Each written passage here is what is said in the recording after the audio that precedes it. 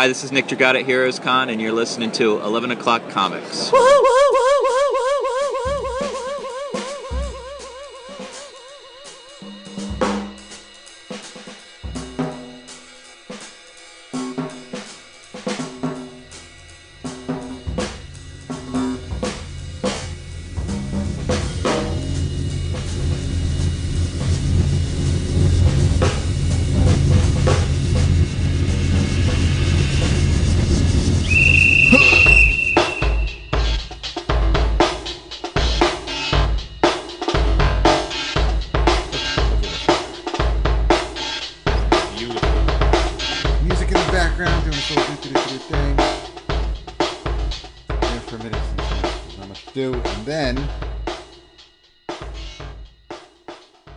Hello, everybody.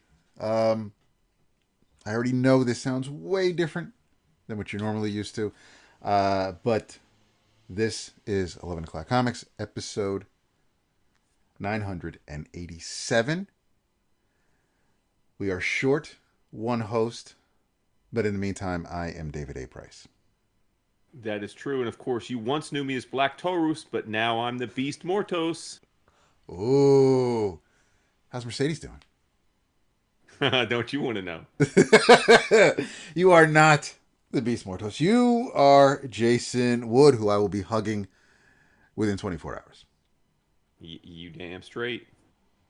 And I got to hug our absent boo about 3 hours ago. Yeah, I'm not jealous about that at all. Yeah, that is for. I mean, we're not going to get into it right now. It's not really our story to tell, but yes, it's for an absolutely great reason that Vince is not with us this evening, and that Vince will not be with us this weekend.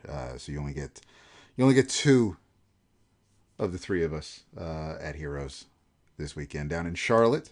But before we get to that, this episode is brought to you by CheapGraphicNovels.com.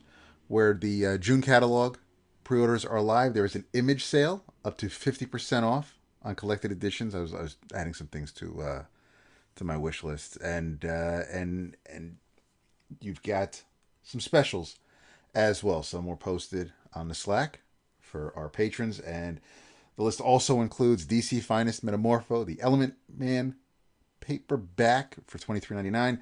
Transformed by an unlikely accident, Rex Mason, aka Metamorpho, the Element Man, now has the incredible ability to transmute his body into any natural compound at will, be it solid, liquid, or gas. Follow Metamorpho's earliest days from the origin story to his solo adventures in his first ever ongoing series, the perfect place to get in on the ground floor of this Silver Age hero. Collects Justice League of America number 42, a handful of issues of The Brave and the Bold, and the first 17 issues of the Metamorpho ongoing series.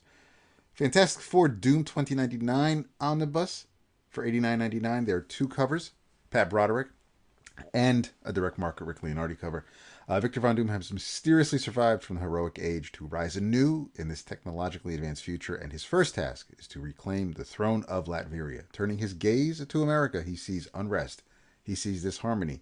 He knows the struggling nation needs an iron fist to bring it back under control, and he knows just the man for the job. All hail President Doom. But how and why are Mr. Fantastic, the Invisible Woman, the Human Torch, and the Thing Alive in 2099?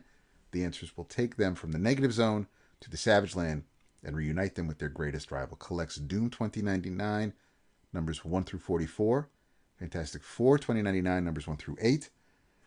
The original Fantastic Four series, number 413. And material from 2099 Unlimited, numbers 5 through 8. And 2099 Special World of Doom, number 1. And finally, Superman Adventures Compendium, Volume 1, $35.99, set in the continuity of Superman the Animated Series. This best-selling comic book run takes the Man of Steel on adventures outside of the screen. Superman the Animated Series defined the Man of Steel for a whole new generation of young viewers. Now go beyond the adventures from the screen to the acclaimed comic book series set in the continuity of the show, with stories written by the original series writers and in the style of the animated series. Witness Superman battle Dr. Fate and Lobo, wreak havoc upon Metropolis. Relive the show that brought the Man of Steel to life. Collect Superman Adventures numbers 1 through 29, Superman Adventures Annual number 1, Superman Adventures Annual number 1, Batman and Superman Adventures World's Finest number 1, Superman Adventures Special, Superman Lobo, Misery in Space number 1. Respect. Just got a package from Max yesterday. Oh, nice. Yes, sir. Oh, because you ordered the Shikara, right? Or That is that that didn't come yet. okay? That didn't Okay. come yet. No, no. It was your gal Axel and Loise. What if we were here too? Oh, Or what if we nice. were too? What if we were too?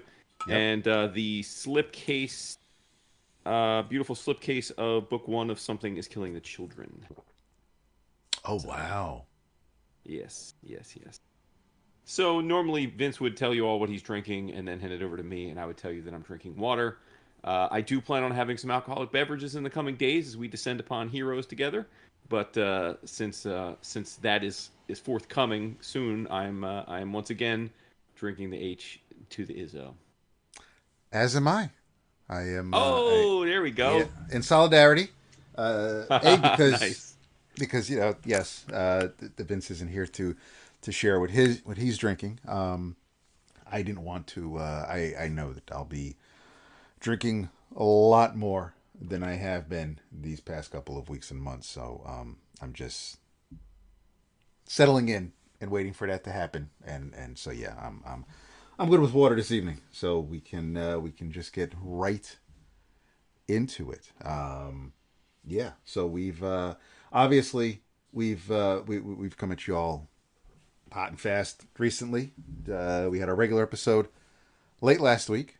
We gave the patrons a bonus episode Sunday, and or we recorded it Sunday night and it dropped, and we're recording this episode earlier than usual because it is a con weekend. So Yes. haven't gotten to any of the new releases because they haven't hit us yet.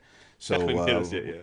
we're gonna just try to clean off the plate of some things that we have had on tap for a minute. Some old, some new, but yeah. What have you been reading, my man?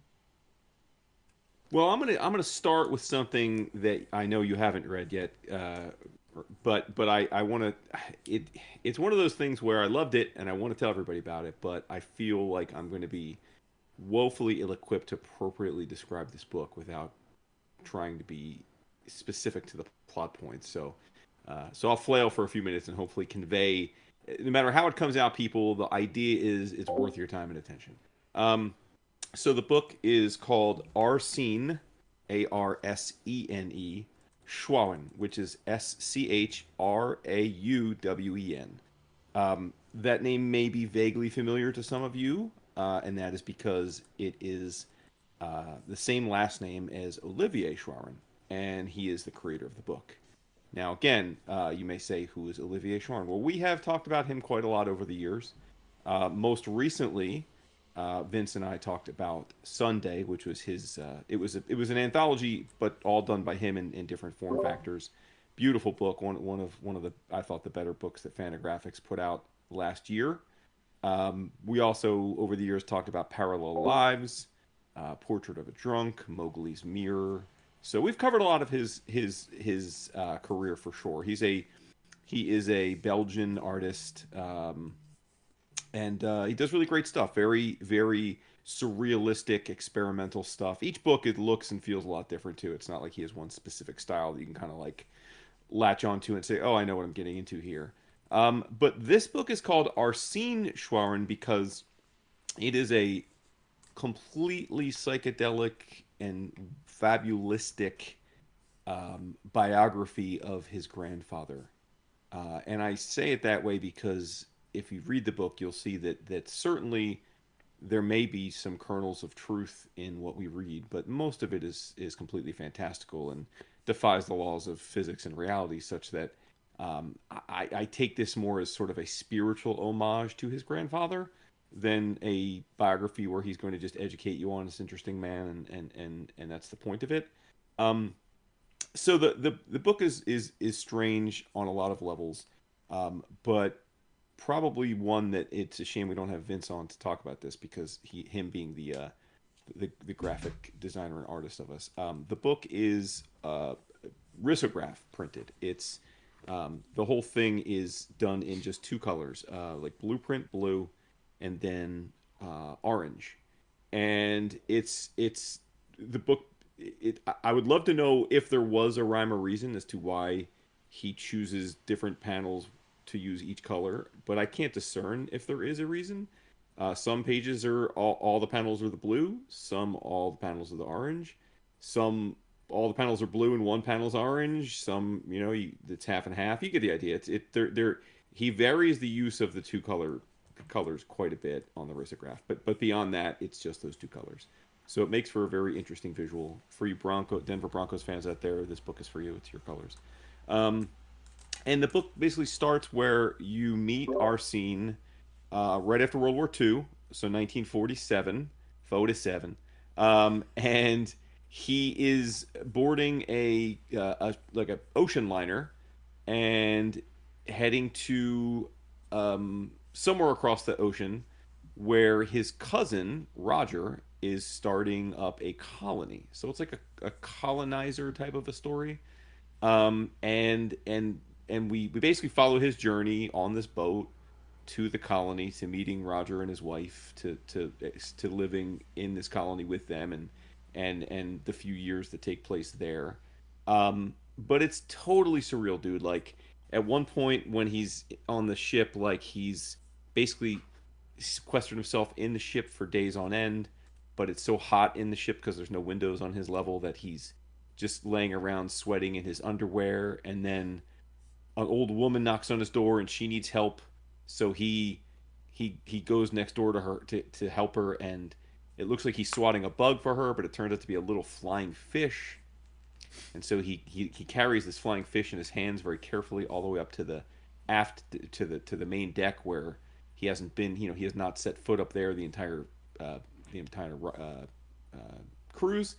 But he wants to release the flying fish, so he releases the flying fish, and then he's standing there in his tidy whities, like on this ocean vessel, and this creepy old dude comes up to him and introduces himself, and then they go to a bar, and the old dude's like, it's kind of like the old dude's hitting on him, but not really, and they're drinking Trappist ale and talking about each other's lives, and it's just like there's no real point to it other than it's just like really it feels weird. It feels like something that David Lynch would do, like you're watching Twin Peaks and you're really interested, right? But you don't quite know why because it's pretty fucking strange and it doesn't really make a ton of sense. Like linearly, there's not really like it's not all connected, but like maybe that's the point. So you just kind of keep going, and that's really the vibe of this entire book.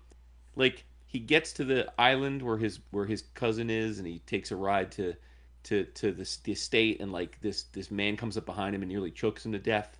And it turns out to be his cousin, and his cousin's like, "Oh, I didn't realize it was you. We have security issues here." And then he's like, "Come on, let's go to lunch." And then like they go to lunch, and he's sitting there kind of like shell shocked. And then we meet Roger's wife, so his cousin's wife, and it's clear that Arsène is like totally smitten by her, which is foreshadowing. But then like Roger's like, "All right, man, let me show you around." So they hop in this weird looking like all terrain, like all purpose vehicle that can like go underwater, and it's just strange, man. It's like and it's like psychedelic, and then the colony's got all these crazy things. Like there's this parasite that Roger explains to him, where it's basically like if it gets in your system, if it gets in your bloodstream, it'll completely like malform your limbs, and you like there's scenes of like one guy's whole arm is like completely mutated to look like a I don't know like a Stay Puft Marshmallow Man, and then there's a picture of a dude taking a piss at a river, and they show the parasite like swimming up his urine stream like a salmon, and the next page is the dude's dick looks like a giant piece of cauliflower. Like it's really strange, dude. Like there's a scene where one guy where one man is masturbating another man, and Arsène like walks in on them, and as that's happening, like the dude's dickhead turns into Arsène's face, and then he ejaculates, and it's just very what the f did I get cut off, Oh yeah. bro? How long ago? Um, I marked the recording at at about 4.5 minutes ago. Oh my lord. Oh Jesus. Oh, that sucks. I just wrapped up and you didn't say anything. I'm like, why isn't he responding? Yeah, no, you Ugh. went your outline and Fuck. Discord was completely blank, and then like 30 seconds later you just disappeared. Yeah, it closed the Chromebook closed the app. Damn. Okay. Uh Huh. Last thing I Well, I remember was you just rolling with saying, it. you were talking about you got past the dick face. Okay. Oh, okay. I guess I got okay. All right. So yeah. So we're back. I again. Depending on how this all comes out, I didn't realize I had dropped off. My Chromebook shut off Discord, and so I was talking for another length of time about this wonderful book, and I'm not exactly sure how much was missed. So I will just say that yeah, this book is incredibly surrealistic. But what I was saying is what's cool about it is I think it's the point, right? Like, you know, if you've ever been to a modern art museum, right? Like inherently, I don't know anyone that would. I don't know many people that would walk into a modern art museum and feel like every single thing you see in there hits for you, right? There's going to be stuff that's really going to speak to you, and there's going to be stuff that's going to feel completely detached from you. Like it's just not going to connect with you in any way, and that's fine, right? As long as some of the things do connect, then it's a worthwhile experience. And I was saying that essentially that's the kind of art I think Olivier makes. He makes comics that are extremely strange and adventurous and orthogonal and challenges the reader to get something from it. And I don't think he cares one way or the other if you do, obviously, at least not in any overt way.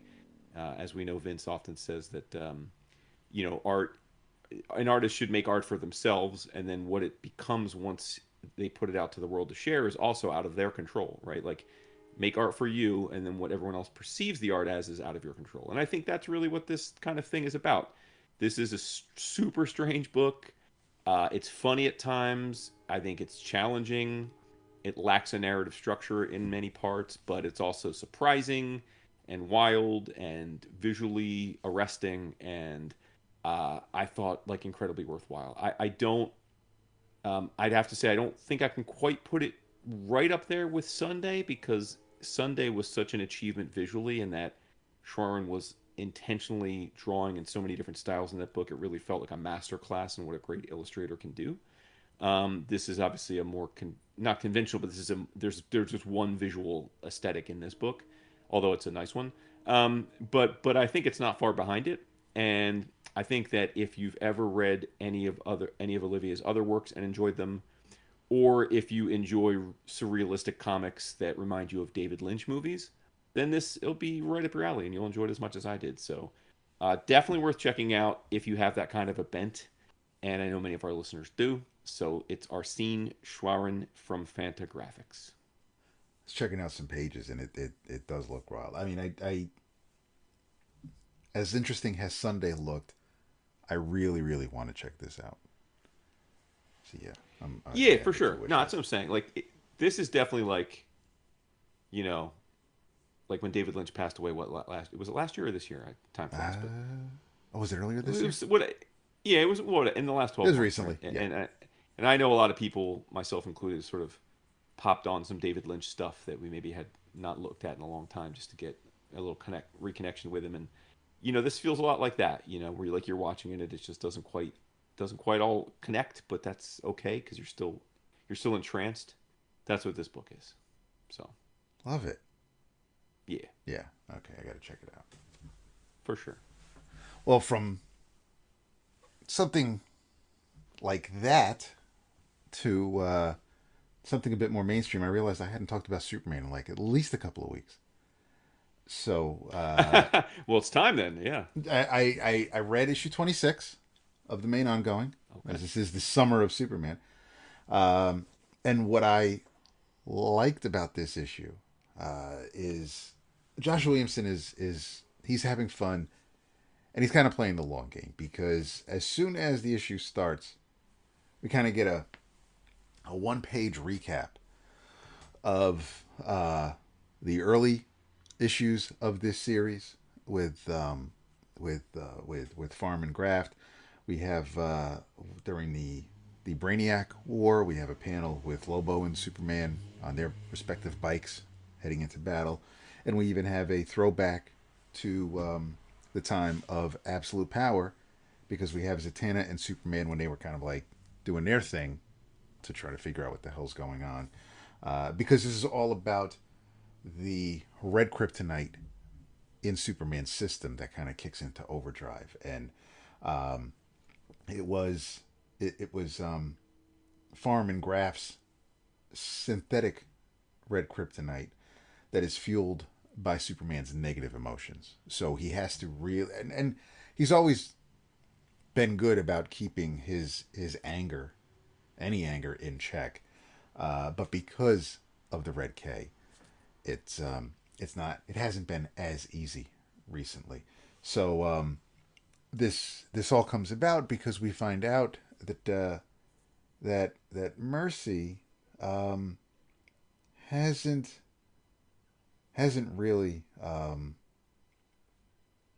been above board. She hasn't exactly been forthcoming with Superman and Supercorp, and uh, she recently found herself they her relationship status changed, basically kind of to, it's complicated because Lex, as he has amnesia and is trying to be a better person now, he has made Mercy aware that there are feelings, that they both have feelings for one another, and but Lex, because of who he is right now today and how he's trying to do good, Mercy's really not feeling that. That's not the Lex she knows or knew and loves. So she kind of does some underhanded shenanigans, and this particular issue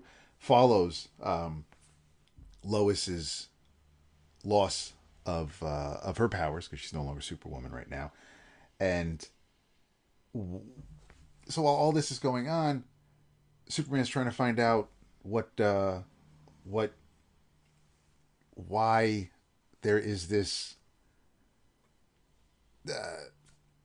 imposter Lex Superman hybrid, and how it's all coming.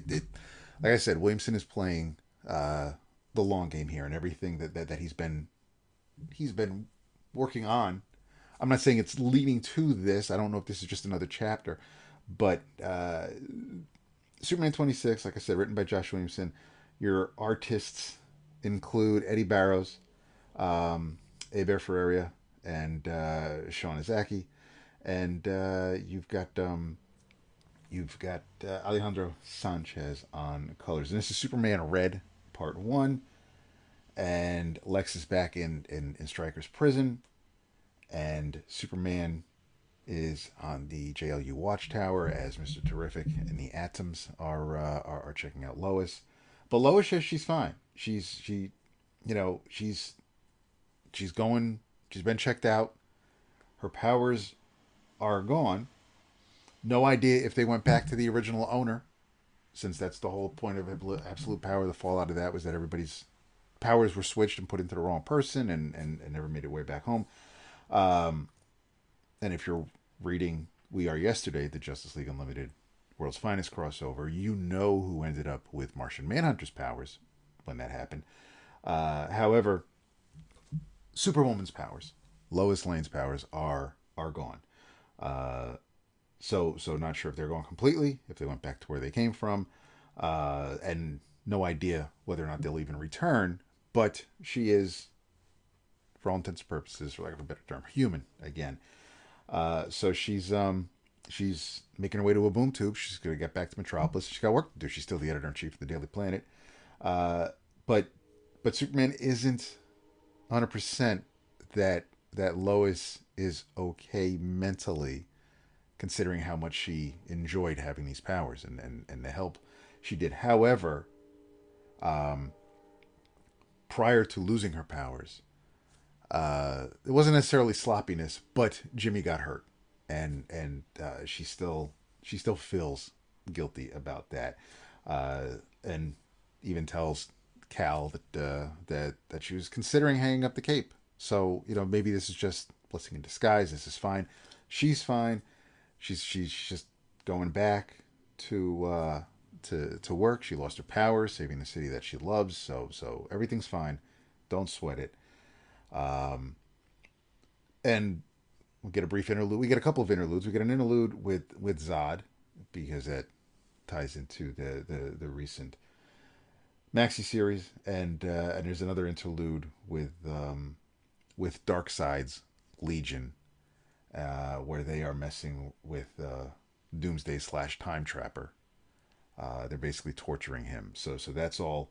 And while that's happening, Saturn Girl is like trying to invade Doomsday Trapper's mind, and just to find out what the world that this being came from, what that Superman is like compared to the Superman that they know from their universe.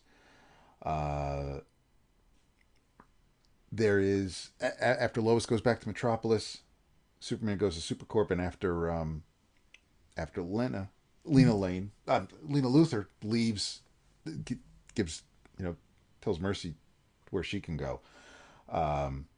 She leaves, and Superman is hanging out, floating outside the window, saying that, agreeing with Lena that yes, we all trusted Mercy, but never again.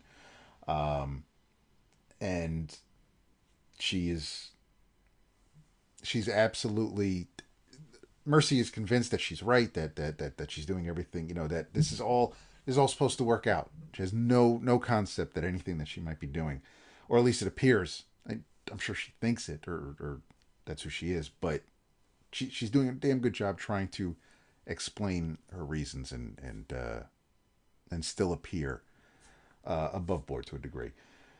And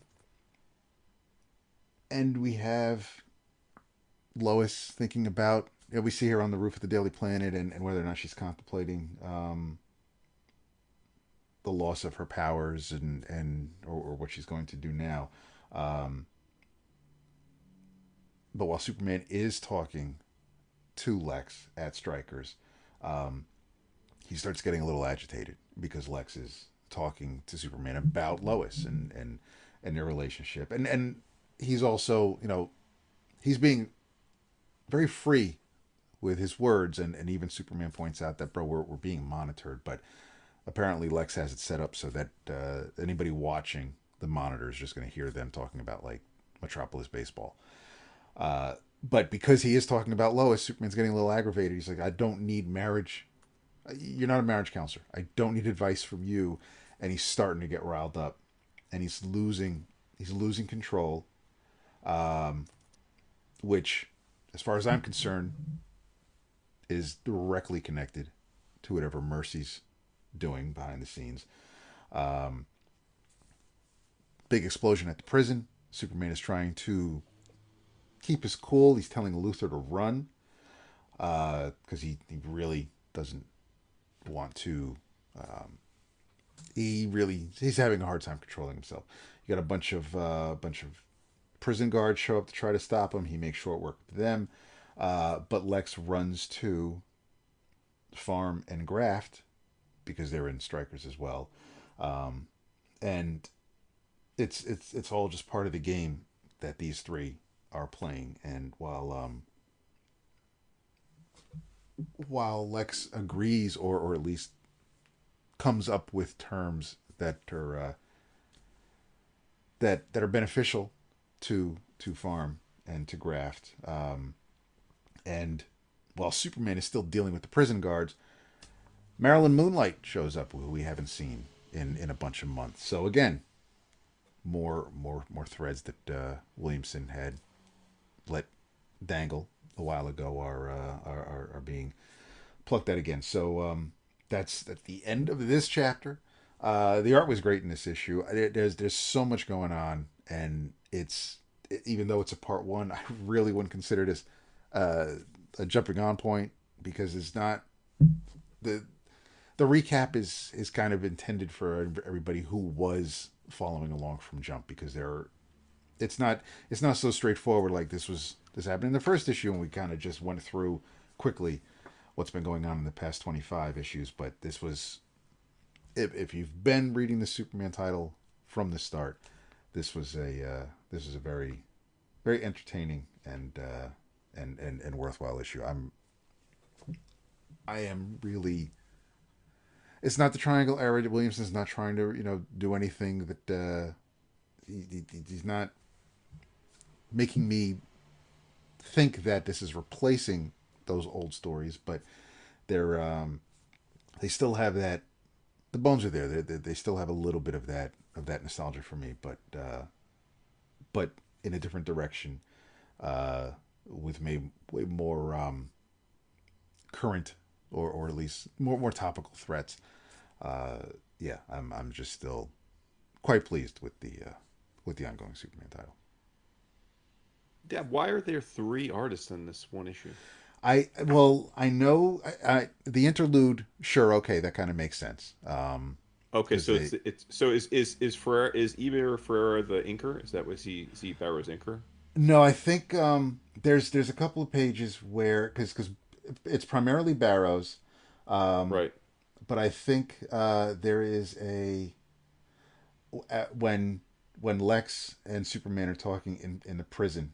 Basically, like the last maybe 8-10 pages are by Sean. Mm-hmm. So it's Barrows Okay. for the bulk of the first half of the issue, the 2 interlude pages, and then the rest Interesting. by Sean. I like Izaakse a lot, so Yeah, yeah. yeah. I mean, Okay. So is it's he taking quite. over? Is he like is he going I to be have no the idea. I really Okay. don't because I know Barrows did the Gail Simone action story Hmm. that came out late last year, earlier this year, but um, and I know Barrows I think did the parts of issue 25, but I know, yeah, Hmm. I like Barrows, and I like the art in this issue totally, but it's not Izagi doesn't really complement. They have different styles, so it just it's unfortunate that they're kind of. It's not even like we had a beat. It was exactly like it's still the same conversation that these two people are having. You turn the page and it's a different artist, and it's just it's not jarring, but it's just like that just Hmm. feels Yeah. feels different. It kind of just it's a scene change, and it's just the timing of it was off, and I don't know if maybe if Barrows are just running behind, but yeah. So it's if there is a mar on this issue, it is that there are multiple artists, but it does not detract from the story because they all do a great job of bringing Williamson's tale to life. Nice. So I have an existential question for you. Oh, okay. Is Amazing Spider-Man back to being a good comic book? Well, I will say, as far as these first 5 issues go, yes, Right? because I mean, I had so much fun reading the 5th issue. There, I'm saying, the dude. quips were there, the action was there, the pulling on the heartstrings with Peter and May. There's just I yeah I wasn't a big fan of letting the big bad kind of maybe get away at the end, but I get it. It's fine. Everybody was kind of tired and beaten, and he had to check on his friends, so that's fine. But uh, yeah, this was I'm half tempted to pick up the 6th issue, even though I know we're getting an You old go new artist. JR. So I'm not. But yeah, but I mean, as far as the 5th issue, bro, like what? How are you feeling? Dude, I think it was a great arc, dude. I think that first of all, I mean Larraz helps a lot, right? Like we have seen I mean conservatively how many different artists have drawn one of the goblins? At least 1,000, right? Like Yep. between all the years of all the times that all the different goblins have appeared. I mean, there's been at least 500 to 1,000 different artists that have drawn them. I'd be damned if I can think of an artist I liked a goblin version better than Pepe's Hobgoblin. I think it is absolutely gorgeous. Well, not gorgeous isn't the right word because it's It's but terrifyingly ominous. gorgeous. Yeah, ominous and imposing and and tough. Like he looks strong. He doesn't look like a crazy weakling who's got a like those like the scene where he's hovering in the air with the gigantic wings and the fire sword. Like just incredible. I mean, I don't. Again, I really don't think I've ever seen the Hobgoblin look as badass as this version does. So that's a huge plus. Um, I mean, I'm not mad at Itsy Bitsy. You know, that is a deep cut. I mean, Yes. I don't think we've seen Itsy Bitsy since she was introduced in the Deadpool Wolverine comic like a decade ago. I'm pretty sure because I remember she got quote unquote killed in that. Maybe she showed up as a bit player somewhere else, and I just didn't read the comic. It's entirely possible, but I don't remember seeing her since then. And for listeners who don't know who Itsy Bitsy is, it's a female villain. Essentially, her backstory is she was created in a lab, aren't they all? And she was imbued with both Spider-Man and Deadpool's power sets. So, but she's like arachnified. She's got like she's got spider-like mutations and the Got, like, the spider-like eight mouth eyes and the yeah, she's got the opening the mouth with the mandibles and stuff but she's also got like Deadpool's. So she's got all the spider powers and strength and Spidey sense and webbing and all that. Plus, she's got Deadpool's "you cannot kill me" healing factor. So she is, as much as she's portrayed in this, even as she's the main lieutenant or henchman of the Hobgoblin. But she is, if we're doing a Ohatmu, she is no joke. I mean, she's a force to be reckoned with because she's basically like souped up Spider-Man without being able to be killed. So yeah, that was fun. I because I just didn't expect that, and you get like you get a classic villain in Hobgoblin, and then you get a certainly a much deeper cut to pair with it. Like you said, I thought one of the things about writing Spider-Man is that you have a tough challenge because you gotta bring the quips, you gotta bring the funny, but like with all things humor related, it can go astray pretty quickly if you don't do it just right. And I feel like, at least for my taste, and it sounds like yours as well, I think Joe Kelly did a really nice job with this. I think I think he's got the voice right. I really thought it was a nice mix of the heart you expect in a book like this with Aunt May, and there's relationships there, and then the fun, and it just was just the right amount of ingredient, like just just correctly measured ingredients of all the things you want in a Spider-Man book. And we shouldn't be surprised. I mean, and Joe Kelly's he's a veteran hand. As you know, I think I will stand on that. We're like now 20 plus years since he was the main writer on Deadpool, and I still think no one's ever done it better. And it makes sense that he would pull up Itsy Bitsy because he created the character back when he was doing Deadpool Wolverine, Spider-Man Deadpool rather. So yeah, man, like like you said, I thought this issue was a great end to the arc. I'm here for it. I definitely will be checking out issue 6, and I will hopefully be able to tolerate the switch to JRJR, and I hope that we get more Pepe on this book. I don't know if we're confirmed that he's going to come back for another arc or not. I sure hope so. But if a few months from now we're sitting here saying, "Hey, it was sure fun while it lasted," I'll stand by that. It was fun while it lasted. yes, No, I mean, this absolutely. arc this is a reminder of how Amazing Spider-Man can be a phenomenal book Yeah, when it's handled correctly. Like all these characters. That's the thing, man. Like that's why I get frustrated so much lately when we talk about big two books, like Marvel especially. Like these I acknowledge that it's hard to consistently be great with these characters because we've all read these characters a trillion times, and so but it can still be done. Like Hickman gave us Hoxpox, right? We got this arc from Joe Kelly. Like we got that new Avengers arc that I talked about last week. oh, by Humphreys, yeah. These yeah, these characters can still be really fun and engaging and entertaining if you just do it right. And doing it right doesn't mean yeah, you can like completely create something new like Hickman does. That's awesome when that happens. But you don't have to do that. Like this isn't breaking any new ground. It's just well executed. It's remembering the core pieces of what makes this character beloved by us and giving us that in a well done form. And I just that's the thing that gets me frustrated because there's no reason that we can't have books like this all the time. Just like and but I'm not going to be salty about it. I'm just going to say we got they got one. They gave us a good arc. I hope it's the start of a nice long run of Amazing Spider-Man being a book I look forward to reading again. And fingers crossed because they got her done with this first 5 issues. That they did, and that's better to have loved than lost, never to have loved at all. That's right. Yeah.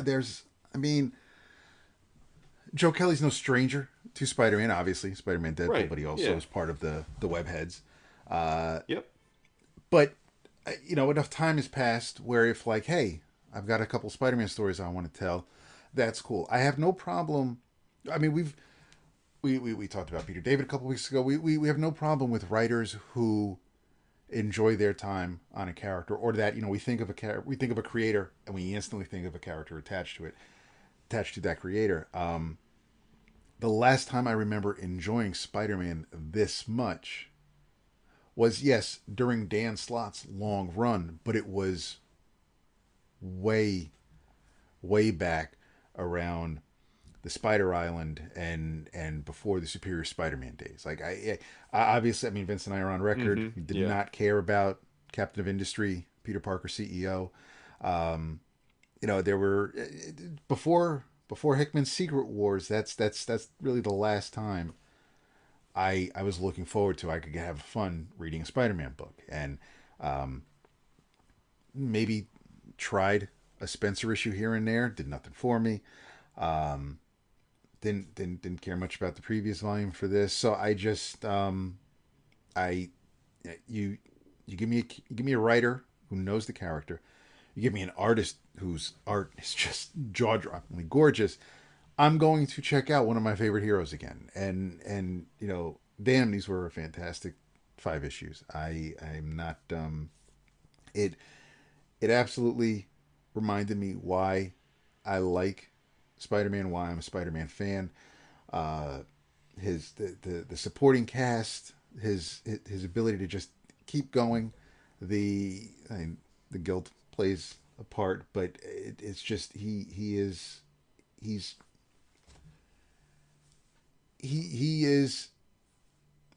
when I think of Spider-Man,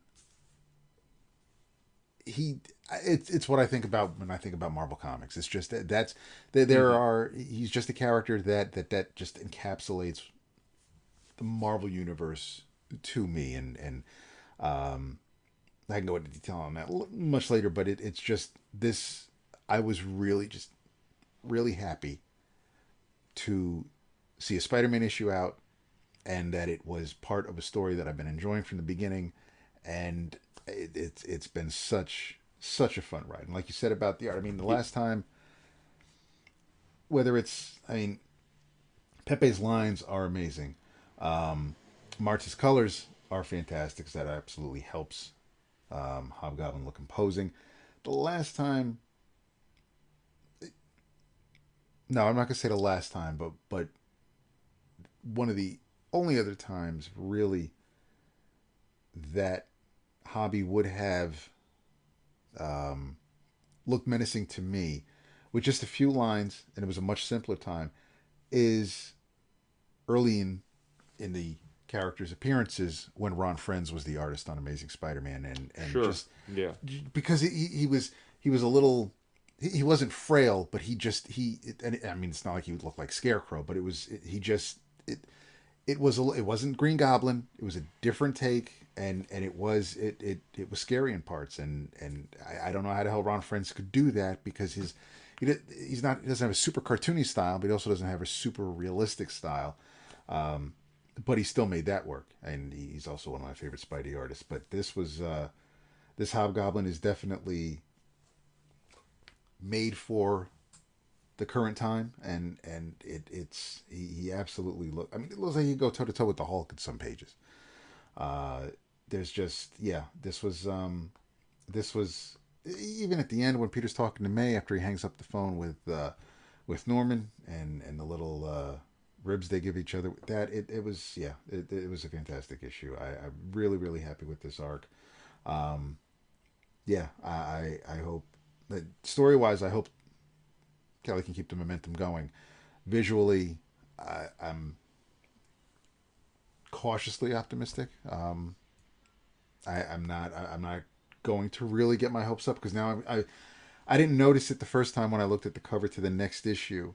I realized that Black Hat was hanging on to Spidey's webs, but I didn't notice his left leg when I initially saw that image. And now I can't take my eyes off it. It's throwing me off, and I really need to turn this, because I don't want to think about what might be coming. But yeah, Hilarious. For anybody who hasn't read it, when it's collected, by all means, I think don't hold me to this. I think Vince would agree that this is an arc, that this is a story you should definitely check out. Definitely. Yeah, for sure.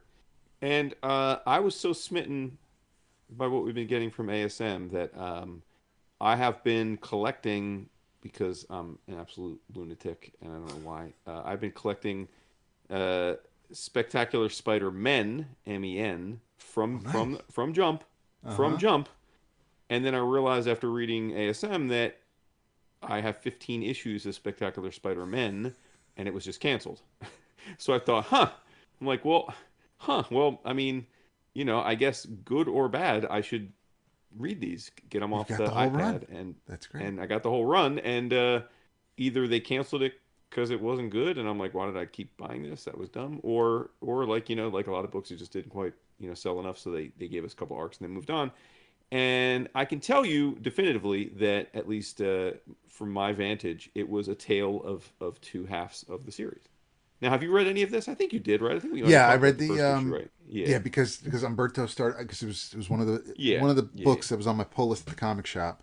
Um, so yeah, I was getting the issues. I have to find out now what what issues I may be missing to finish the Well, run. But here's the yes, thing. I'm going to I save did you some start. time and money because Okay. the no, because the series, so there's 15 issues as we just said, and it's been Yep. canceled as of the last issue came out a couple weeks ago, and that was the last one. But it's the whole thing is written by Greg Weisman, Yep. who may not be a household name for a lot of our listeners, but he's been doing some comics the last few years, but he's far and away more accomplished as a creator and showrunner in cartoons. He's been one of the main guys behind Young Justice, um, Transform a couple of the Transformer series recently, Batman Brave and the Bold. Um, he's the creator and showrunner of the new Spectacular Spider-Man cartoon, which I think you enjoy. So he's a very accomplished animation guy. He's been working in animation for 30 years. Um, but he has done a few some comics, many of which are tied into the animated shows that he's developed. But but so this isn't his first go around with Spidey. And again, I haven't watched the cartoon, but I know many people that have. I think yourself included have enjoyed it. So he certainly got a voice for it. But the reason I say I'll save you some time and money is because this book, all 15 were written by Weisman, but it's basically the series starts out with a 7 issue arc, and then we get basically an 8 issue arc. So it's 2 arcs. Most people probably think it would have been 3 arcs because it's 15 issues, but it's 2 longer arcs, and I give them credit for that. I give them credit for not being beholden to the 5 or 6 and structure. Um, and to my mind, the first 7 issues were terrific comics. Like I really enjoyed the first arc, and then maybe foreshadowing what we're about to get with Amazing Spider-Man. I feel like the second arc really lost me. Um, Not even because it was bad per se, but just because it felt very average. And part of that is the visual voice of the pairings. Again, maybe we're foreshadowing. We're gonna think of ASM next month. Um, in the first 7 issues, as you noted, they're all drawn by the incomparable Umberto Ramos, and you got to be some kind of freaky deaky to not enjoy Humberto drawing superhero comics. I don't like. I can't imagine why. I can't imagine being a superhero comic fan and not liking Humberto Ramos. But so right then and there, you're getting like at the minimum, you're getting really compelling art, right? And then I will say that in the first arc, I think Weisman does a really nice job because the premise here, of course, Spectacular Spider-Men, is that you've got Miles and Peter together in a team up book. And the book focuses on as much of their friendship as Peter and Miles as it does them in their costumes, which I think is cool. Because it's kind of got like the Peter being the unk, like Miles is unk, kind of like I've been there. This is what you're going through, and then So I like the dynamic. I really think it felt very natural and honest, and like that part really worked for me. Then you got the Ramos art, which is obviously great, and then I think that the like the premise of the first arc is it's funny how like the timing works because remember I spoke about the that new Avengers book last week by Humphreys and remember the main villain is the Jackal, which was like out of nowhere, right? Because we're like, oh, he's a Spider-Man villain. Well, There you go, because the villain of this first arc of Spectacular Spider-Man was the Jackal. Um, and the Jackal is, um, for those that don't know the Jackal's backstory, he's basically like many, he's a mad scientist who clones himself. And so this arc is essentially about clones, and a bunch of different types of clones. There's vermin and clones. There's the Jackal. There's some others which I'll leave as a surprise, but they're different clones from the Marvel universe, all kind of tied up together, living in the sewers as they're apt to do. What's up with clones living in sewers? It's weird, but it seems to always do that. And both Peter and Miles get pulled into it, but then like weird shit starts happening, right? Like Peter leaves his time with Miles and goes home, but he goes home to what looks to be Gwen Stacy, and she's married. She's talking to him like she's married to him, and then two little kiddos come running out, and they're like, the little blonde-haired versions of Peter, and it's like, "Hey, Dad," and it's like, "Wait, what?" Like, and I'm thinking, did I miss something? Like, I know I haven't been reading Amazing Spider-Man, but like, did did like Gwen Stacy come back to life? Non Spider Gwen version, and did he marry her and now they have kids? I was like totally freaked out at first. I'm like, wait a minute, what is going on? And then Miles is all of a sudden gets ready to, he comes back and he gets all dressed up to go out on a date with Kamala Khan, and I'm like, wait a minute, he's dating Kamala now? Like when did that happen? And I'm like, but then I quickly realized, no, no, no. What's happening is they're being, basically they're caught up in a hallucinatory state that is being powered by the combined evil efforts of our favorite villain Dap, who we constantly refer to and make fun of, Arcade, Oh, jeez. and yeah, I know, and then Mentallo. So Arcade and Mentallo team up, and they are working for Hammerhead of the Magia fame, and the idea is they can use their combined powers to put people into a VR state where they're basically subdued, and then they can use that to find out information on them, to blackmail them, to extort them. In this case, to try and find out their real identities of the heroes. And so so that goes on for some of the arc where like they are kind of living their perfect lives, and it takes. But Peter being Peter, and this is where I give Weissman credit. Peter doesn't have a perfect life, right? Like, and it's kind of like endemic to the character, and so that's how Peter figures out that it's all bullshit because it's too good. And like in the middle of this perfect fantasy, which like he's like, wait a minute, my life never goes this way. Like this can't be. Like my life is not full of nothing's wrong, and that breaks him out of it. And then of course the hijinks ensue. But I thought it was really well done, even with Arcade involved, because he's only peripherally involved. Like it's not like they don't really have like the crazy Arcade like murder emporium where it's all the gadget killing machines and stuff. So then none of that's there, and it's just a really satisfying superhero arc where I thought the interactions of the two were great, and you get this great Umberto art. So it all worked really well, and I was totally along for the ride, and I'm like, oh hell yeah, like this is a really good book that I'm sleeping on. And then the second arc happens, and part of the problem is that we go from Umberto Ramos to Emilio Lasso. Now Emilio again is not like a problematic artist. I don't think he's a bad artist that should be derided, but he's a very what's the way to describe this? He's a house style artist, right? Like he's the kind of artist that we would have bet when we were kids reading comics. Like he'd be a fill-in artist that looked enough like the people we were normally reading, and it'd just be fine. And we probably, when we were kids, wouldn't have even noticed. Be like, oh, okay, like a different artist. He's like that, but it feels in my far more grizzled experienced eyes, it just felt like a real creative downshift where it was like just okay, straightforward, unassuming superhero art. Like nothing wrong with it, but no panels that make you say wow, or no character designs that just floor you, right? Like kind of like what we were saying with Pepe, where even the designs of characters we already know are just so visually compelling. None of that. So that felt like a downshift. But then also the other reason that I didn't care for the second arc as much is that we get introduced to a new hero.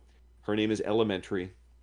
It's a clever name. She's a teacher, and her powers are that she can manifest into 4 different elemental forms, which is clever. Like I've got nothing wrong with the name or the gimmick, but like the whole arc just centers around elementary, getting her powers, learning how to use her powers, teaming up with the Spider-Man, and as she trying to kind of figures out who she is and how she can be of service. And I just didn't really feel any compulsion towards the character, and I felt like the two guys took a back seat to her. And I'm buying a book called Spectacular Spider-Man, not Elementary.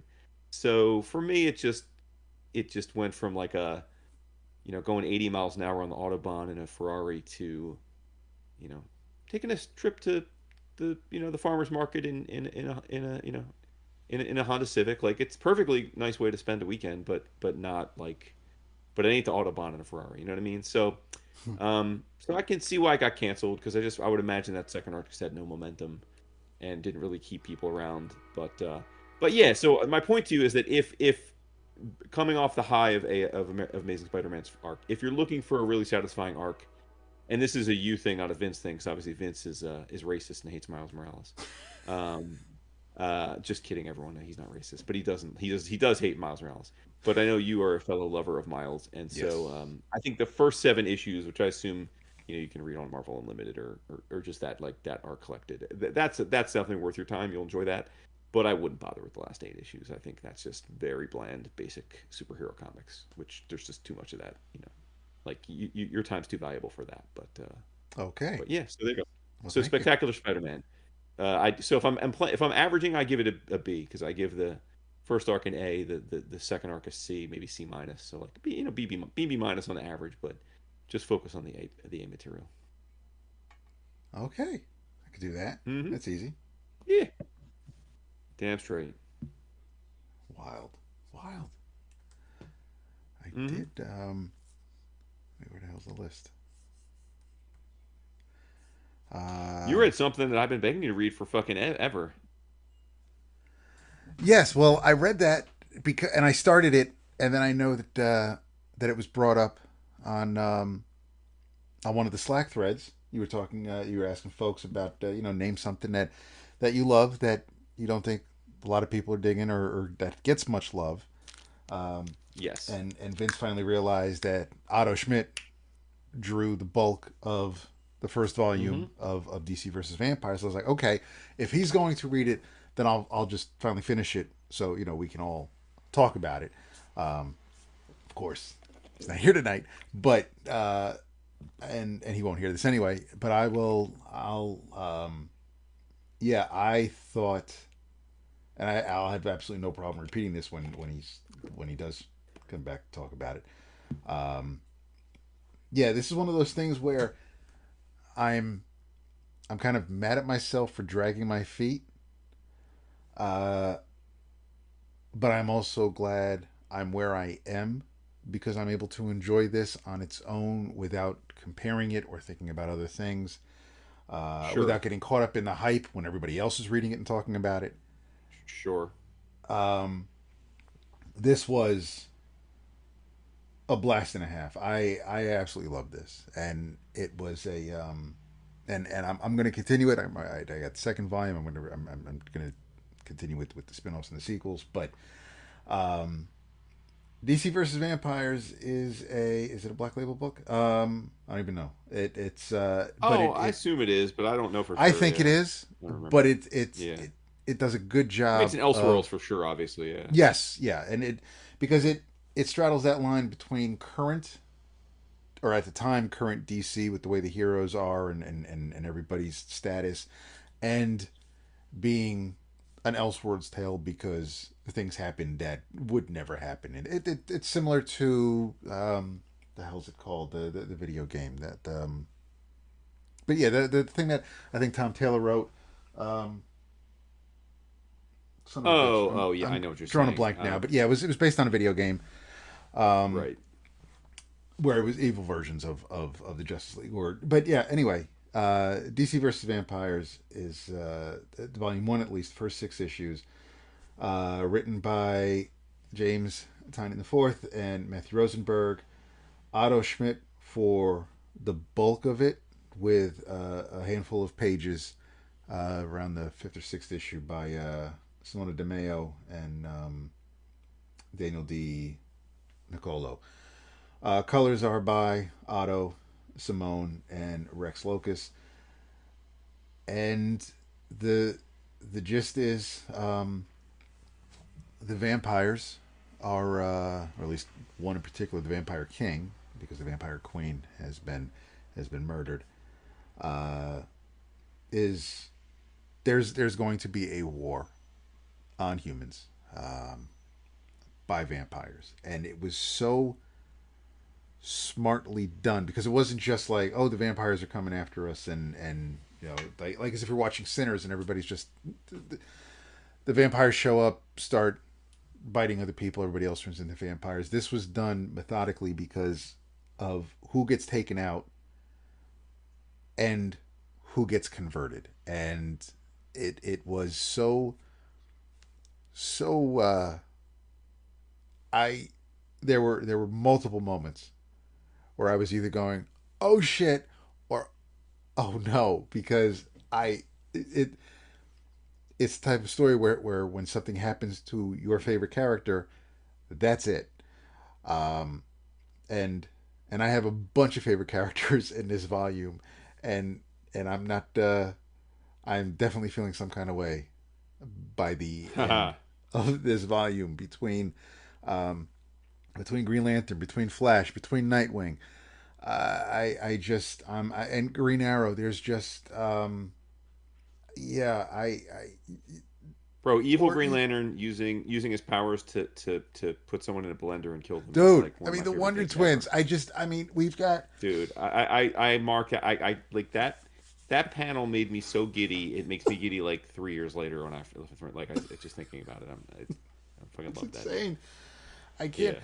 the so Andrew Bennett, I Vampire from, and this was another great thing about this is that I mean, James and Matthew were just like plucking characters out that I haven't thought of, that I know fondly, but I haven't thought of in ages, and just like, I'm just gonna drop him in here. I'm just gonna mention this character and little things here and there, and so Bennett makes his way to the Hall of Justice. Because he needs the Justice League, and Hal Jordan is there. Green Lantern is there to greet him. Knows he's a little banged up, burned up, battered. Brings him to the med bay, and just basically just asks questions, gets information.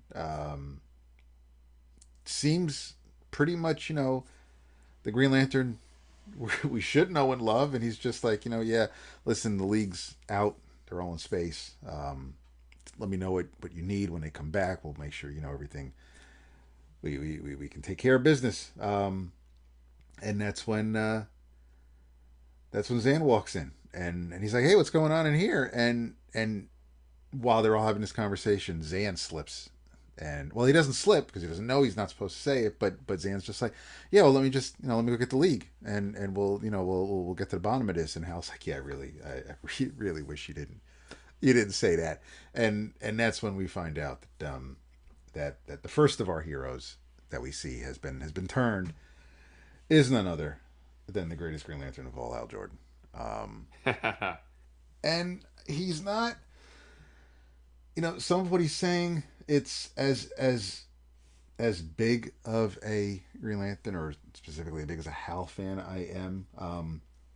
There are some things that ring true, but because it is an Elseworlds, and he is evil.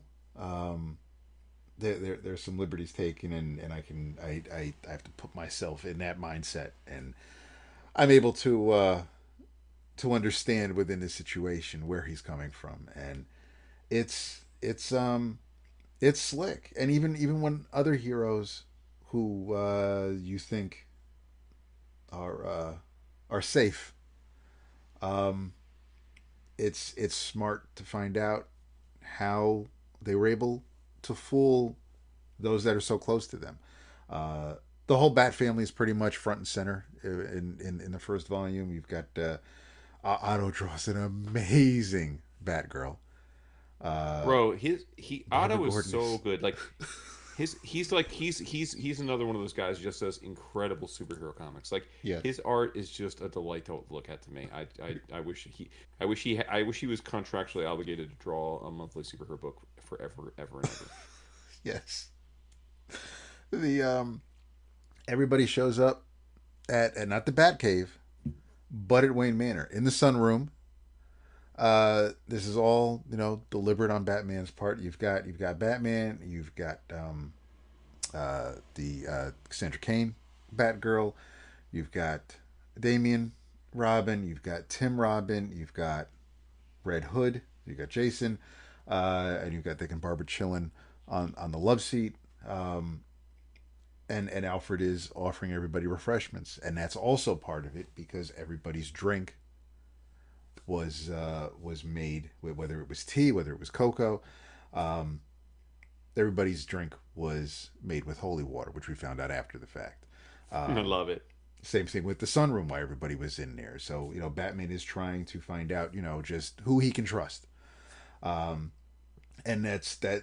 There are moments in this volume where heroes fight because they don't trust each other, and they're convinced that the other is actually a vampire, and when they realize that hey, we're on the same side, it's funny little revelation moments like that that moved the story along, that keeps it at a good clip, that definitely keeps you entertained and wanting to see where this is going.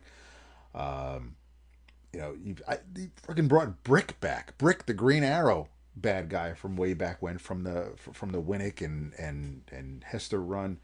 So Brick is here, and that's when Green Arrow shows up because he knows that someone in Brick's crew is a vampire, and the rest of the crew laughs at the idea because there's no way in hell that every man would be a vampire.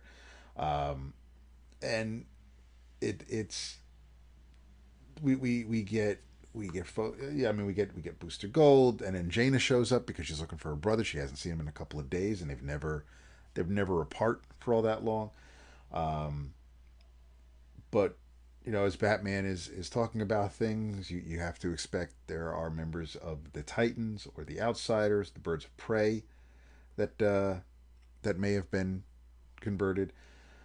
So I just thought that this was a home run in every sense. The scenes with Hal and Barry talking were heartbreaking. Seeing what happens to Diana, and we have within the first volume, they're kind enough, even though it's not the complete story. They're kind enough to tell us what the plans are, and that is, we see forests burning down. We see anything that would make the planet habitable for humans. They're systematically dismantling, and the vampires have a mission. And they have no problem going about putting it in motion. It's frightening. It's so well thought out. The fact that it keeps going because we've got spin-offs and sequels. Part of it, when I started it, I was like, this reminds me of the early days of Marvel Zombies, and I'm like, because that was that hit, okay. And that was just like that was huge. Everybody was like, holy crap, and then they watered it down, and it got diluted with all the spin-offs and the extras, and it was just like, and they just because if Marvel knows anything, is that they can beat a thing to death, and they had no problem doing that with Marvel Zombies. And even though I've just read the first 6 issues so far, I'm hoping that it doesn't feel that way as I continue to read these vampire stories. But this was such an amazingly strong start. I'm glad it exists. I'm glad I finally got around to reading it, because I just enjoyed it so much. And I don't know. Once the weekend is over and I'm back home and things have settled down, I'll get to the second volume. But yeah, this was amazing. I know you talked about it when it came out. Oh yeah, yeah. But yeah, it was. And I don't. It's weird. I know it's been out for years, but it's one of those things where whatever else was going on, I either wasn't. Good Lord, I either wasn't in the mood for it, or like I said, I just didn't want to get caught up with my feeling like everybody else was reading it, and therefore I didn't want it to color my opinion of it. But years removed, it can still, and the fact that it's still, I mean, this I read it and it felt like that James and Matthew could have written this like 4 weeks ago, and it still just feels that fresh and new and unique. Nice. I'm glad to hear it. Warms my heart, dude. I'm glad. You guys finally read this fucking thing. Now you just got to read the next 6 issues. I mean, it's a 12. The first is a 12 issue arc, and then Yeah. and then obviously then there's stuff that comes after that. Currently, we've got World War V, which is another 12 issue arc. It's quickly wrapping up. I'll talk about that once we get to the end. But nice. That's my boo right there. Excellent. Did you know that Heroes is having a panel on Friday called Podcasting 101? And I can only think that we weren't asked to headline it because we are way too advanced to do a 101. We need to be like Podcasting 301 or something. I had no idea there was a panel like that this year. Well, I'm going to read you the panel, and then you're going to Okay. say, well, it's certainly not something that I think we'd want to have spent an hour on. But here you go. 12:30 p.m. Podcasting 101. Discover the hows and whys of podcasting. Get tips on equipment, improving your on-mic performance, promotion, and more with a panel of veteran podcasts. And Dap, these are our competitors here. Get ready. Get ready. Darren and Ruth Sutherland of Trekker Talk. Yeah. Steve Bird, Marvel Reread Club. Brad and Lisa Gullickson, Comic Book Couples Counseling. Moderated by Terrence Dollard, who is the host of PBS's Comic Culture. So, much love to them. But I was surprised to see a podcasting panel. I feel like they were a thing in like 2010, right? Like every comic, like we were in a part of a few, but it's like, oh, like and it was like, how do you do a podcast? But then I feel like they went away because I was like, who doesn't know how to make a podcast now? Like, there's too many of you goddamn fuckers out there making podcasts.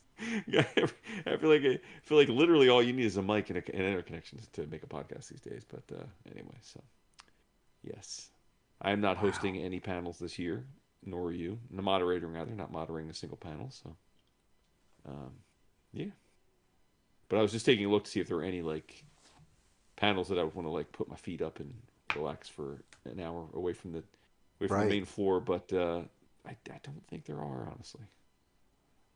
Oh man, I might. Oh wow, what if I should just walk by that panel and just find out what the hell they're talking about?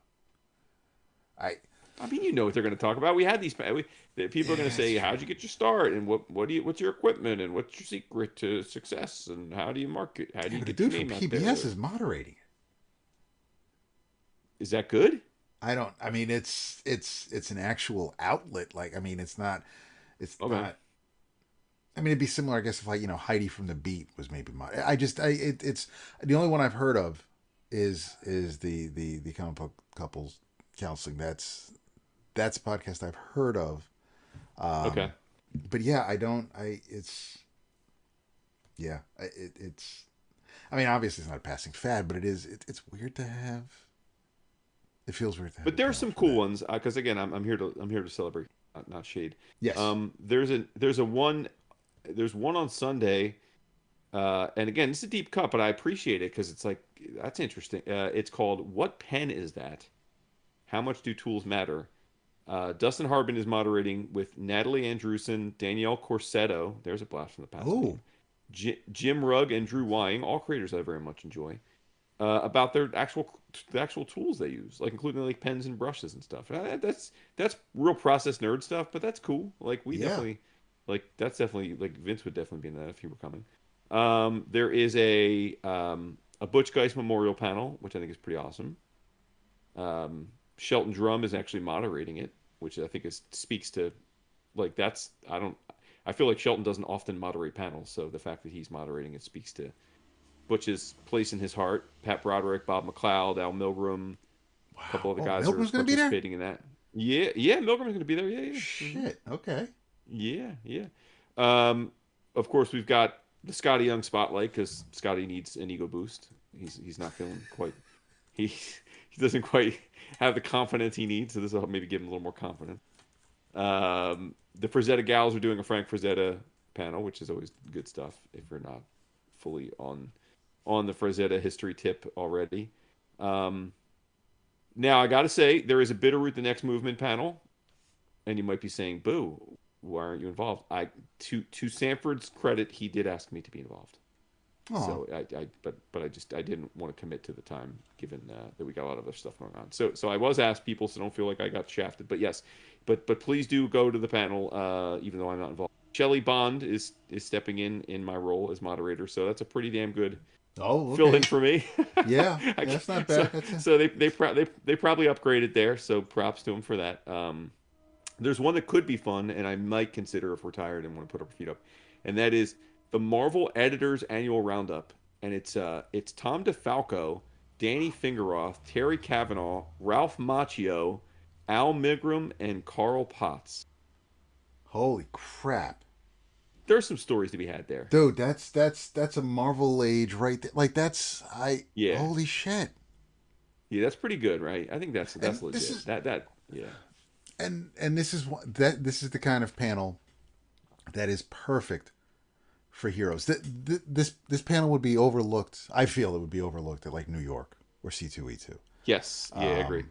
Only because of, the Read Pop shows deal with the more pop culture stuff. If it's not on the screen, it seems to not matter to many people, to many of the attendees. But Heroes, which we know is all about celebrating the medium, which is why we there.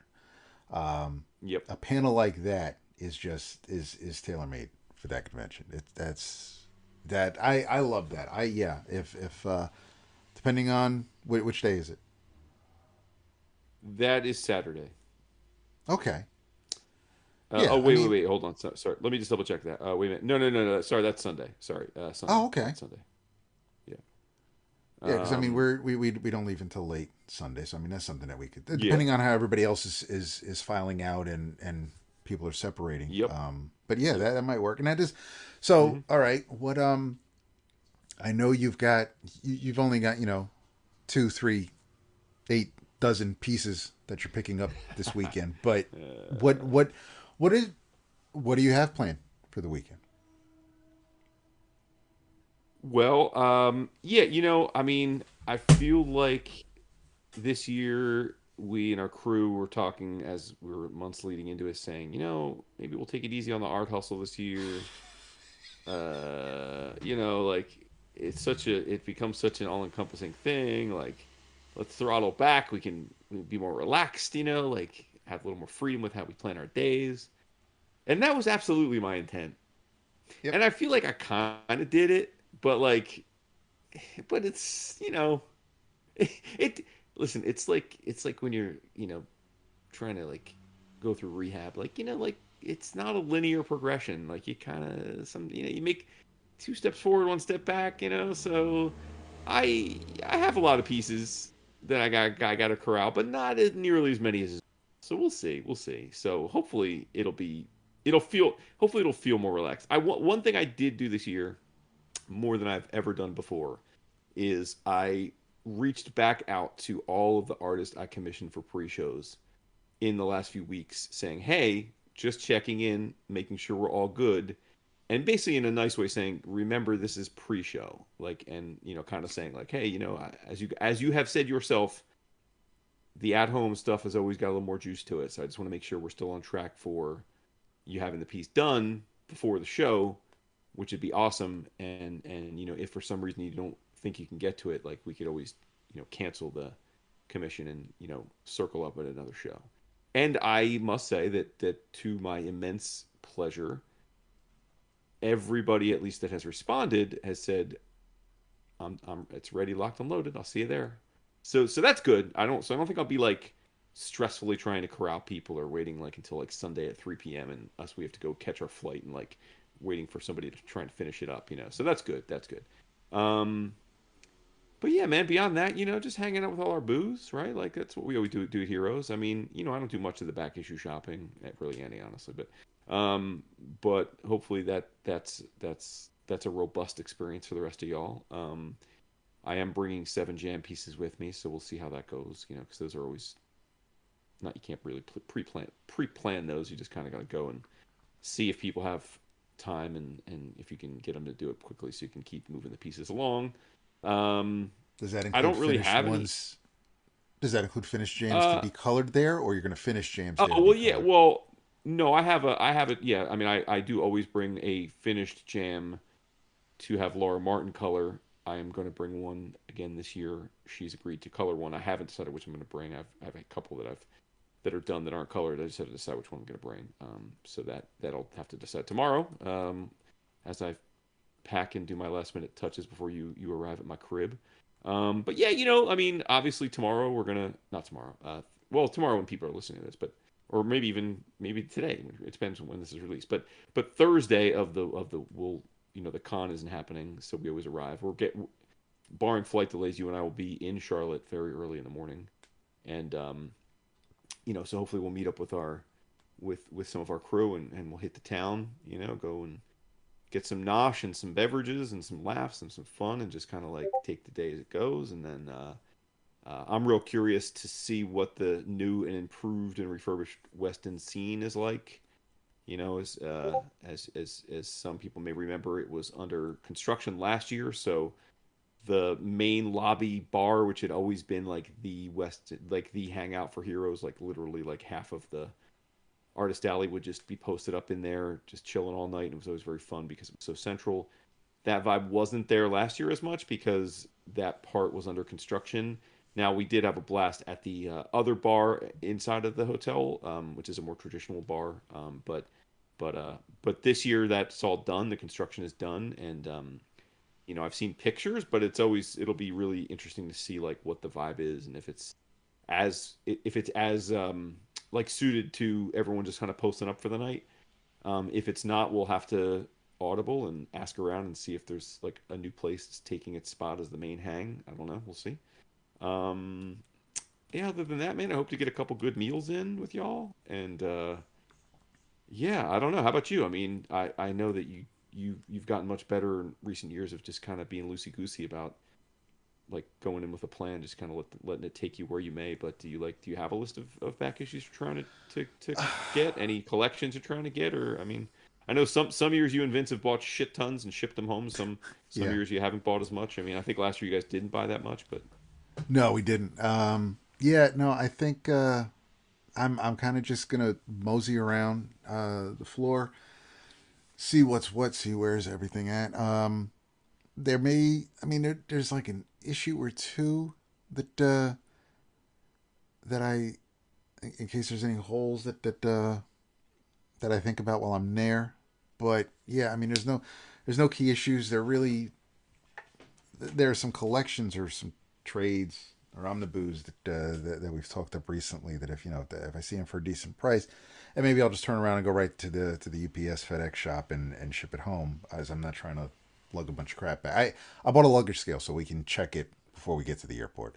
But nice.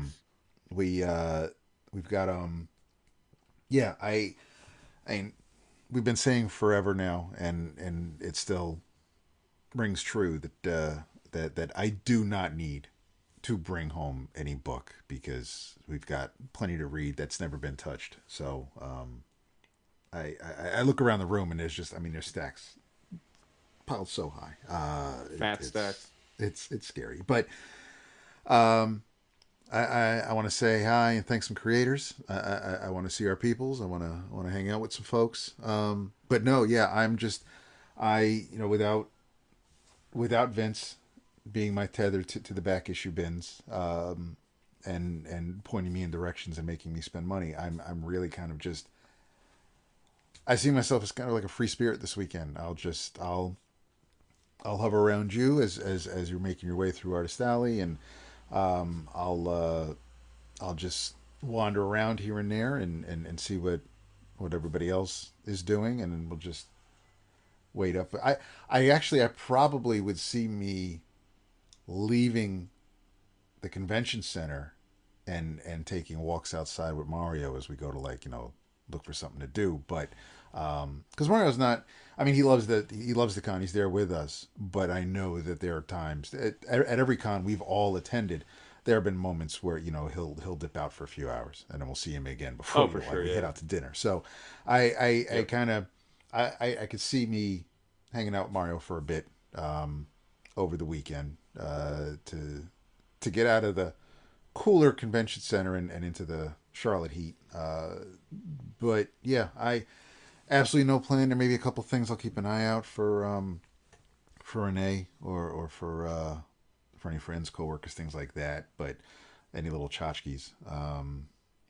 But yeah, I've put in no feelers for art. Don't have it. I mean, and what's been usually happening the past couple of years is I'll hit up our boy Johnny B, so he can continue the Spider-Man Four Horsemen theme. But I'll skip that this year and probably resume it next year. But yeah, I didn't feel like worrying about running around looking for things. I'm kind of right now, at least the way my mind is at the moment, is I kind of just want to live in the moment. I want to just enjoy I want to enjoy my surroundings. I'm more into collecting the memories instead of the material aspect of the con. So I'm going to have fun. I'm going to hang out with our friends. And that's really, and it's so easy to do at Heroes because it's not like a laid back, lazy kind of show, but it's so focused on, or I'm focused on what I feel Heroes is, and it's so easy for me to just go with the flow and wander around and walk slowly through the aisles where there's no crowds pushing you into one area. Like you go around the perimeter at New York Comic Con and it's just like it's your sardines. You can't move, you can't stop to look at a booth because everybody's just kind of pushing you along. It's nuts. But I mean that's what it's grown to be. But Heroes is just so the opposite, and it allows me to reconnect to what I enjoy about the hobby. Be surrounded by like-minded people, not just art, but all the other little collectibles here and there. Whether you got some dude with vinyl, whether you got someone making jewelry, whether you got someone making stained glass shit. I really love Heroes, and I want to enjoy it. So I'm going with no agenda, with nothing than just having as good a time as possible as I can this weekend. Yeah. And I always get real hyped for the auction. I mean, we never. Oh, absolutely. I mean, collectively, yes. we almost never. I mean, even I don't rarely, if ever, buy anything at the auction. But it's just a lot of fun, man. I think they got the acoustics fixed last year, which was great. So it's like there was those few years in a row where it just was impossible to hear what they were saying. But yes, they got that worked out again, which was nice. And I just think it's just a real fun time. And yeah, man. And again, like for a lot of our peoples, that's the only time each year we get to see them. So that's the other nice bonus, needless to say. So, and I do think we'll get some bumpers this year because, like you said, I think collectively our hustle is going to be much less than it has been, and so there's really no excuse not to just be getting some bumpers. I've already promised Vince that we get one particular bumper. Yep. So, but maybe that'll be a catalyst, and then we'll just bang out a bunch more as we go. So that should be cool. Yeah, for sure. Love it. Right. Before we do in your travels, though, I want to ask you one quick thing. Because Vince mentioned One World Under Dune #5 and mentioned that he really thought it was great. And it's interesting because he didn't like Imperial #1, which I loved. So I see that you read #5, as did I this week. So we don't have to go deep on it because we're running long. But like, where are you with it? Like do you, how are you feeling about the event now that we're 5 issues in? Because I think it's like a 12-issue event, right? Isn't it? Is it, or is it 9? Is it? 9 I or know it's that. long. I mean, I'm saying we got a bunch more. Is what I'm saying. I mean, it's Well, and the reason it not like feels forever. long is because at the end of this particular issue, it says to be continued in 2 months. So Right, right. we now we have to wait for issue. Was it 7? Which is super weird for an event, but whatever. It is. Oh no, if issue 6 we have to wait for. So yeah, so we've only got Yeah. 5 issues. Got to wait 2 more months before we get the next one. Um, and it continues right into it. It's not like it doesn't look like you get to the end of the you get to the last page here with with Silva doing his best bajalo, and you've got there's just like it ends with Maria Hill. So unless it's weird for me when we get a break like that because we've got the rest of June with the crossovers, we've got July with however many crossovers. Um, but I don't know if we're going to. I don't know if the 6th issue is going to pick up like moments after Maria's Hill stops by, or if we're going to be kind of like weeks in the future and seeing how the world is living under Doom. But that aside, I I thought the I I I agree with Vince. Um, I do. I thought the wrap up to the battle with Dormammu made sense. You get the talking heads on TV talking about how things have changed with Doom in charge and how the heroes look foolish when trying to stop them. Um, I also agree with Vince about where Thor's coming from. Uh, because he has lived that life and he knows what he's talking about. Um, Yeah, he's like, "Yo, look at what Odin did for." I was like, "I respect. Yeah, I respect the yeah, point." I get it, but and it's still weird to have Tony in the comics kind of be the voice of reason when Tony in the MCU I was the guy know. who caused all the This, problems yeah, that they're living with. yeah. Uh, but yeah, it's I I did dig the issue. It was probably one of my favorites of the 5 so far. Uh, but yeah, I I still have to read the first issue of Imperial, but yeah, I didn't. There were previous issues of One World Under Doom where I was like, okay, I got to read this for the show and just just to move it along. But I looked forward to this issue, and I dug it all throughout. There weren't any real like groan inducing moments for me on this one. I will concede that this didn't rub me the wrong way like issue 4 did when I had to see Doomsday snicked and put out energy Yeah, cells to fight Dormammu. But yeah, yeah, yeah. I guess I'm just, yeah. For some reason, I'm just not liking this as much as you guys, but that's fine. I mean, I don't know. It just feels real talky to me. it is super talky. They just talky, but whatever. That's fine. Yeah. I mean, I was just curious if you. So it's 2-1, 2-1 in the pro camp on this. That's cool. That's cool. Oh, I I can live with wonder that. if the 2 months is because I know that they're giving North a new they're rebooting Fantastic Four, I Yes, yes, they guess are. that's to Yeah, tie him in with the movie, but yeah. With the yeah, movie, sure. with Umberto on art at least for the start. Yes.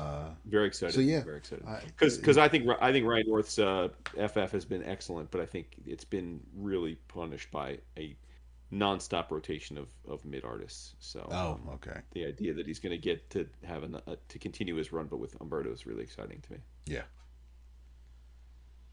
So there you have it. love it.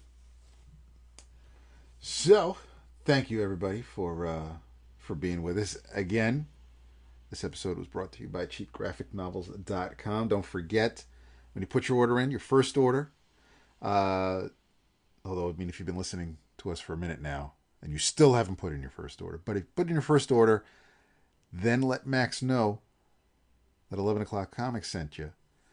You get free shipping on your next order. So, as Vince likes to remind you, don't order heavy at the start. Order heavy when you get that free shipping.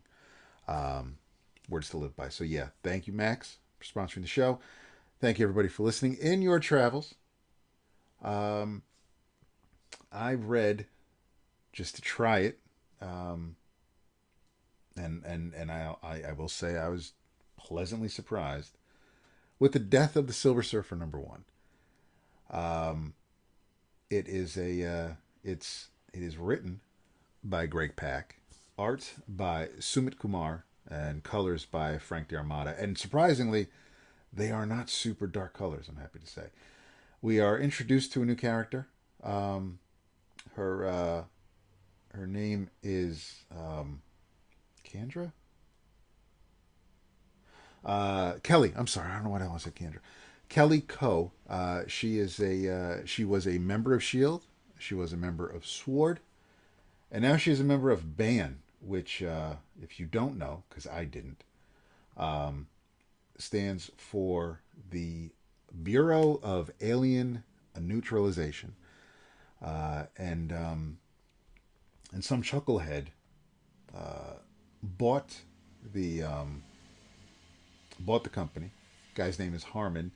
He bought BAN because we live in an age of marvels, and the laws of physics get defied every day out there by some freak, and he focus grouped who they can exploit, and the superheroes are too tied up with the government, and he's not willing to take that on, and the mutants are out because apparently kids love them. Supernatural weirdos are a little too weird, he says. But aliens are the sweet spot, which is why which is why he bought BAN, and why he's sending Ko, his basically the best soldier they have, to bring down Silver Surfer, and it's while it is a Silver Surfer comic, there's not a whole lot of Silver Surfer or in your face, because we get to see Ko kind of flying around, do her thing, taking on aliens before she has to go face Norrin. We also get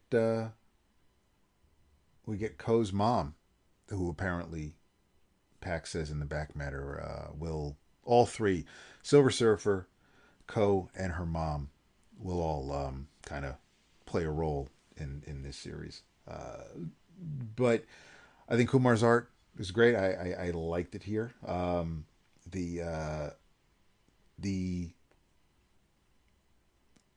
the moment when Ko meets Silver Surfer, and how that how that relationship starts, is kind of rocky.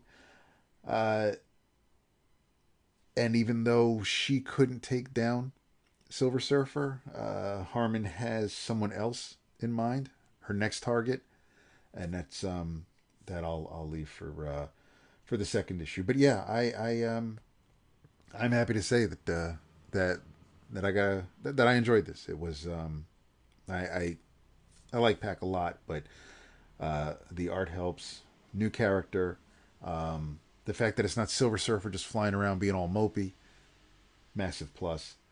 Yeah, I'll be back for the second issue. So yeah, in your travels, the death of the Silver Surfer. Nice. I um, I am My Inner Travels is a book that I am completely vexed about and torn about, and I'm not sure if I don't know what to think of this book, but I keep reading it, which I guess means I must like it enough to keep reading it. But I read issues 12 through 15. I see you also read 15, the most Yep. recent, but I read issues 12 through 15 of World Tree Yep. this week. The last arc finished with 11, and I had been letting this build up. It's Tynion, of course, is writing it. Fernando Blanco is the artist. Jordie Bellaire on colors. Um, there's a lot about this that I like, which is why I keep reading it. But there's also a lot that I'm not sure I like, which is why I keep saying, why do I keep reading it? Like, how do I feel like this book falls into multi-issue lulls where not much happens. And then I'm right about to be like, you know what? I'm good. Like, I've got so much time and I'm enjoying. Like, I don't need to read everyone. but then like I'll read an issue and be like, oh no, I'm back in. Okay, cool. All right, this is neat. Like, all right, great. Like we're getting somewhere. And I feel like I'm right back there. Like at the end of issue 11, we got the big reveal of, who was also a ne'er-do-well behind it all, and I was like, well, that's cool. I mean, it wasn't necessarily all that hard to see coming, but it was still, I thought, done well. I'm like, okay, yeah, cool. I'm here for that. Um, and certainly, certainly the main antagonist, she is interesting, like visually interesting, and listen, I'm not mad at Blanco drawing her walking Nope. around naked all the time. Like that's great, and it's post-apocalyptic, and it plays with the idea of like dark web. There's lots of things conceptually I like, but I just don't know that the the actual events taking place to me are nearly as exciting as the concepts taking place, if that makes sense. And so I'm constantly struggling with like what to do with all this, because um yeah, I don't know. Like I finished issue 15 and I thought, oh, okay, like this arc, for people that aren't following, takes place in the future for the most part, um and which leads you to, first of all, understand that the current attempt, with the most of the book at this point has been focused on the present, as they attempt to stop the underweb from proliferating. And so obviously, if we're now set in the future, we can, spoilers, know that in fact they failed.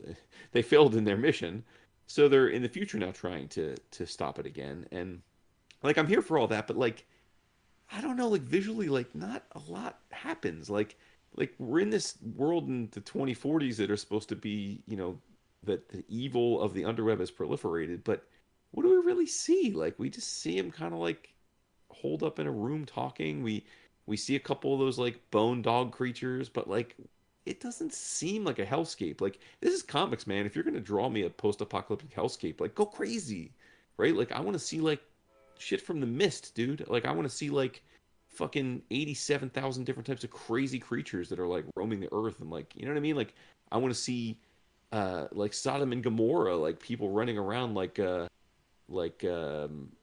from Cross, just like wilding out, killing each other, and like I want it to feel like genuinely evil, like the world has genuinely gone off the deep end, and not like that we had a plague and the world's empty and now there's just a few bad guys running around trying to find the remaining like living people. I don't know, just maybe it's more of a complaint about Blanco's art choices than the story itself, because again, I like the concepts, but I gotta say, I'm really strangely ambivalent about this book, even though I've read 15 freaking issues.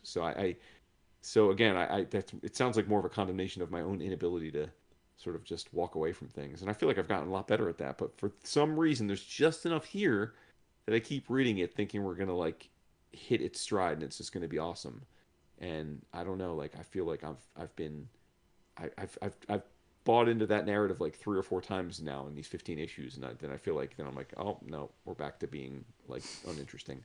So where are you at with it? I mean, you obviously read 15, so you're caught up too. Like, are you more into it than I am? Are you also sort of mixed feelings? I don't know. The mixed feelings are there.